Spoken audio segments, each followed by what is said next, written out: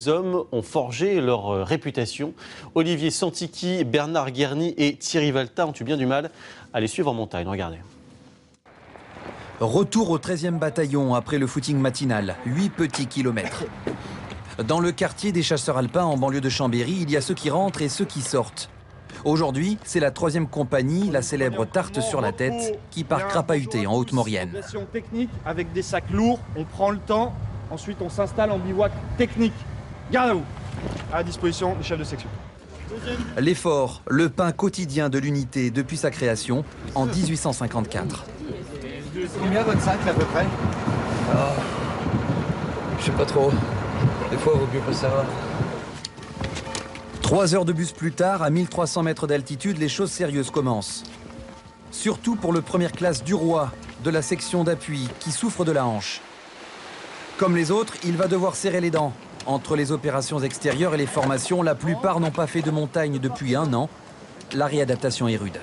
Allez, doucement, les pieds à plat. Ça chauffe, c'est le début de la saison là. C'est la première étape. Allez, avancez les gars. Pour vous, ça a l'air cool là, vous regardez comme ça. Tranquille. Tranquille pour de vrai ou tranquille pour de faux? Ah, tranquille pour le vrai. Encore une fois, pas pour tout le monde.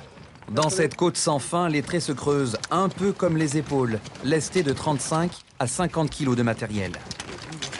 Pour le blessé, le calvaire silencieux continue.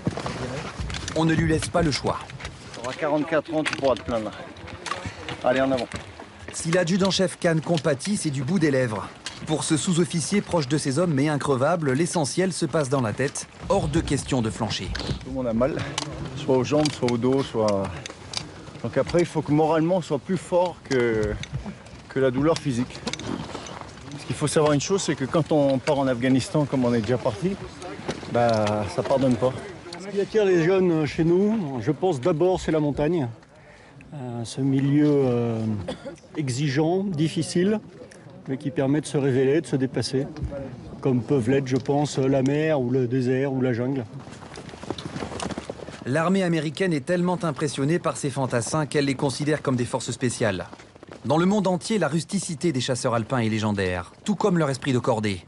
Que l'un chute, c'est tout le groupe qui spontanément vient prêter main forte. En fin d'après-midi, ils ont atteint le lieu du bivouac à 2100 mètres. Stoïque jusqu'au bout, le première classe du Roi y est arrivé lui aussi.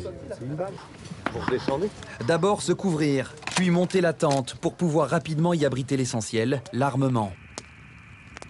Ensuite, prendre les ordres du capitaine. Enfin, seulement viennent le repos et le repas. Par mon pied de bœuf. Pareil, ophilisé que les autres là-bas. Ce qui est plutôt pas mal. Le caporal Valette est loin de sa région, parisienne, et du confort. Ça tombe bien, ce n'est pas ce qu'il est venu chercher ici. C'est toujours s'entraîner pour toujours être meilleur et pour justement, pour la prochaine fois qu'on fera une marche comme ça, là on se sentira plus à l'aise. Et puis après, on attaquera un peu au-dessus pour essayer de faire mieux et ainsi de suite. Le but, c'est toujours de se surpasser. 5 heures le lendemain, c'est reparti. Sauf pour un homme, engelure à la main. Il vaut mieux le descendre, le mettre au chaud et préserver le reste de la troupe, puisque un personnel peut mettre en danger le reste de la section si on reste en statique. Éboulement, crevasse, avalanche, la montagne ne pardonne rien et épuise dans le meilleur des cas. Elle se laisse dominer pourtant par les plus endurants et livre alors la récompense d'heures de marche harassantes. Il y a un paysage qui change en permanence. L'été, l'hiver, la couleur est différente. Lorsqu'il est gelé, il va être tout blanc, à moitié gelé que ça. On aimerait bien même découvrir d'autres paysages encore. On serait même curieux d'aller côté italien, côté suisse, etc. À portée de regard, en somme, de ce site magnifique face au Mont Froid, si bien nommé. Et d'un autre sommet mythique qui a valu au 13e bataillon, déjà couvert de gloire, sa 9e citation. Le Roc Noir, visible au loin à gauche. Les combats féroces ont eu lieu en avril 1945 contre les Allemands, pour libérer mètre après mètre et dans des conditions dantesques le col du Petit Saint-Bernard. Depuis, ces troupes de montagne ont continué de voir du pays.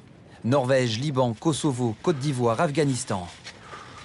L'année prochaine, elles bourlingueront encore à l'autre bout du monde, au Tchad et en Guyane.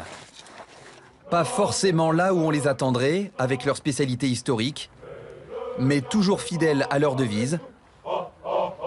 sans peur et sans reproche.